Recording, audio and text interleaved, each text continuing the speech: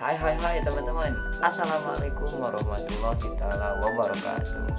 Oke teman-teman, ketemu lagi bersama saya Rifan Maulana.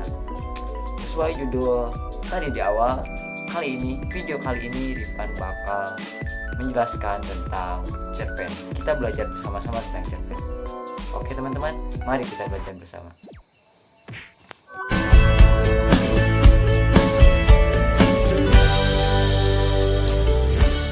Teman-teman, apa sih cerpen itu? Cerita pendek. Itu singkatannya, bukan pengertiannya. Lalu apa sih cerpen itu? Nah, jadi teman-teman, cerpen dilihat dari kategorinya termasuk teks narasi. Lalu, apa pengertian dari cerpen? Ini dia pengertiannya. Cerpen atau cerita pendek merupakan salah satu karya sastra yang memusatkan diri pada suatu tokoh dalam satu situasi. Lalu, yang seperti apa sih cerpen itu? Berikut adalah ciri-cirinya.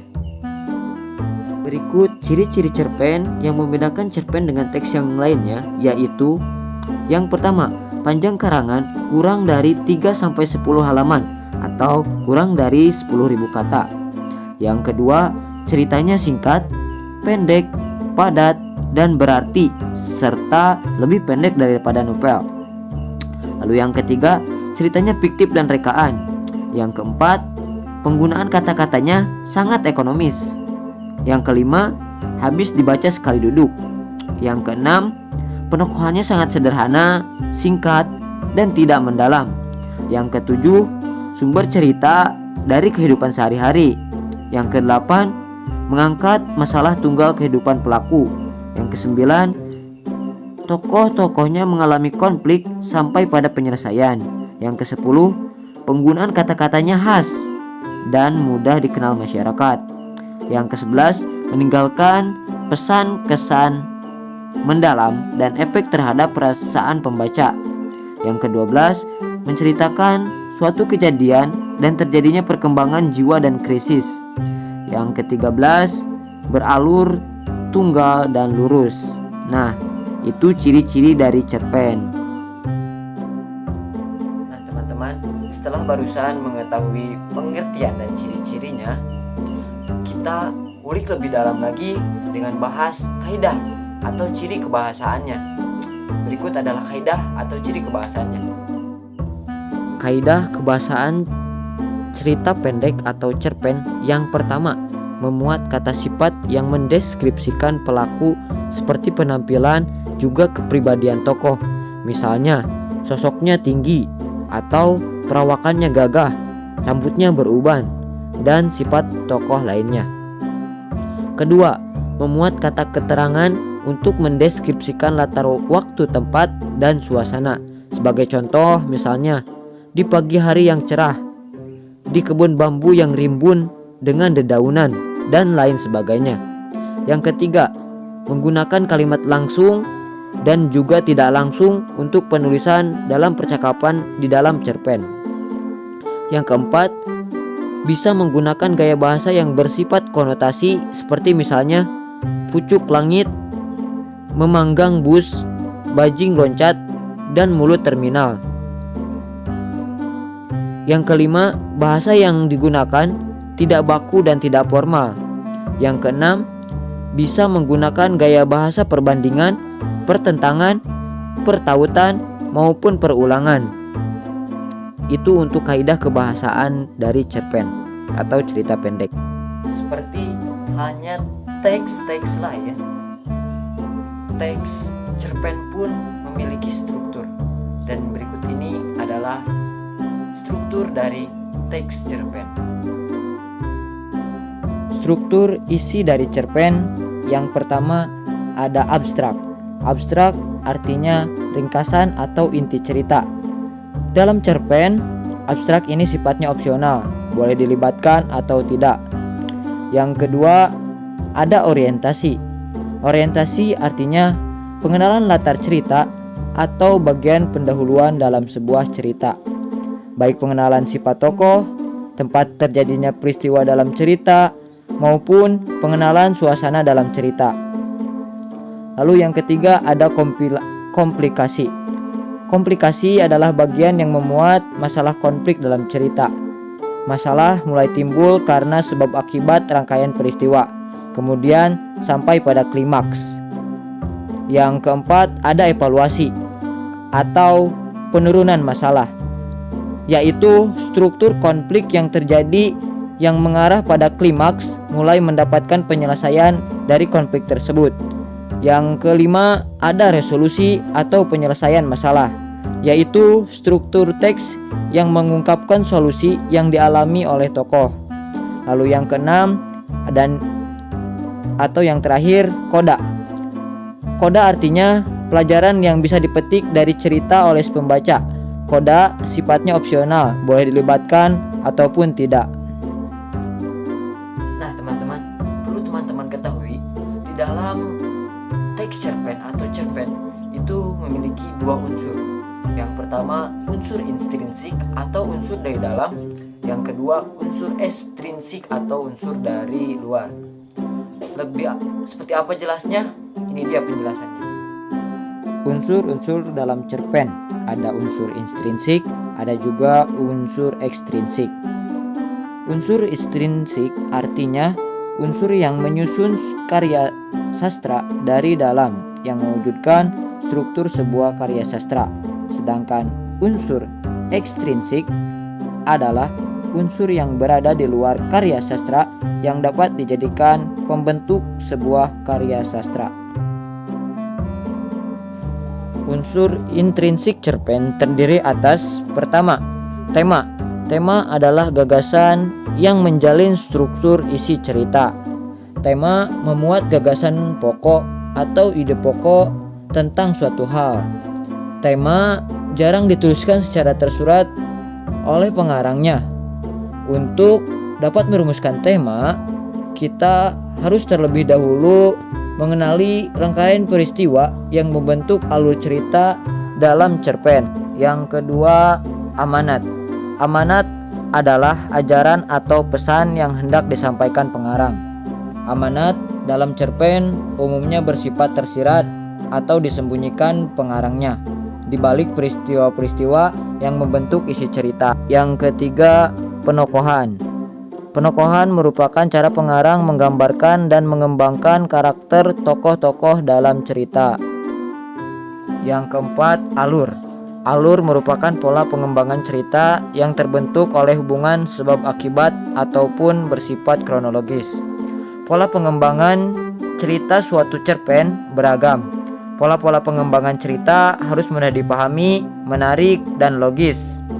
Jalan cerita suatu cerpen kadang-kadang berbelit-belit dan penuh kejutan, juga kadang-kadang sederhana. Alur atau plot yaitu rangkaian kejadian dalam cerita yang disusun sebagai urutan bagian-bagian dalam keseluruhan cerita. Yang kelima, latar atau setting, meliputi tempat, waktu, dan suasana dalam cerita. Dan yang keenam, gaya bahasa. Dalam cerita, penggunaan bahasa berfungsi untuk menciptakan suatu nada atau suasana persuasif, serta merumuskan dialog yang mampu memperlihatkan hubungan dan interaksi antara sesama tokoh. Selanjutnya, unsur ekstrinsik cerpen. Unsur ekstrinsik merupakan unsur pembangun dari luar cerita, yaitu yang pertama, latar belakang masyarakat. Latar belakang masyarakat merupakan unsur yang mempengaruhi cerpen berupa faktor-faktor dalam lingkungan masyarakat di mana penulis berada, sehingga berpengaruh terhadap penulis. Di antara latar belakang yang mempengaruhi penulis dalam menulis cerpen ada di antaranya ideologi suatu negara, kondisi politik suatu negara, kondisi ekonomi suatu negara, dan kondisi sosial suatu negara. Yang kedua, biografi pengarang atau latar belakang penulis. Latar belakang penulis adalah faktor-faktor yang terdapat dari dalam diri pengarang itu sendiri yang memotivasi atau mempengaruhi penulis dalam menulis sebuah cerpen. Latar belakang penulis terdiri dari beberapa faktor, antara lain Aliran sastra penulis. Aliran sastra penulis merupakan agama bagi seorang penulis, dan setiap penulis memiliki aliran sastra yang berbeda-beda. Hal ini sangat berpengaruh terhadap gaya penulisan dan genre cerita yang biasa diusung oleh sang penulis. Berikutnya, riwayat hidup penulis. Riwayat hidup penulis berisi tentang biografi penulis secara keseluruhan. Faktor ini akan mempengaruhi jalan pikir penulis atau sudut pandang penulis tentang suatu cerpen yang dihasilkan. Berikutnya, kondisi psikologis. Kondisi psikologis merupakan mood atau motivasi seorang penulis ketika menulis cerita. Mood atau psikologis seorang penulis ikut mempengaruhi apa yang ada di dalam cerita mereka. Misalnya, jika penulis sedang sedih atau gembira, maka penulis akan membuat cerita sedih atau gembira pula. Dan unsur ekstrinsik yang ketiga yaitu nilai-nilai yang terkandung di dalam cerpen. Unsur ekstrinsik yang ketiga yang terdapat dalam sebuah cerpen adalah nilai-nilai yang terkandung dalam cerpen itu sendiri, meliputi yang kesatu, nilai moral. Nilai moral adalah nilai-nilai yang terkandung dalam cerita dan berkaitan dengan akhlak atau etika yang berlaku di dalam masyarakat. Yang kedua, nilai budaya. Nilai budaya adalah nilai-nilai yang berkenaan dengan nilai-nilai kebiasaan, tradisi, adat istiadat yang berlaku.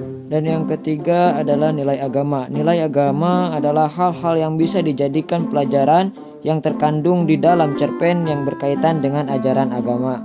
Serta nilai yang terakhir, yang keempat, nilai sosial. Nilai sosial adalah nilai yang bisa dipetik dari interaksi-interaksi tokoh-tokoh yang ada di dalam cerpen dengan tokoh lain, lingkungan, dan masyarakat sekitar tokoh.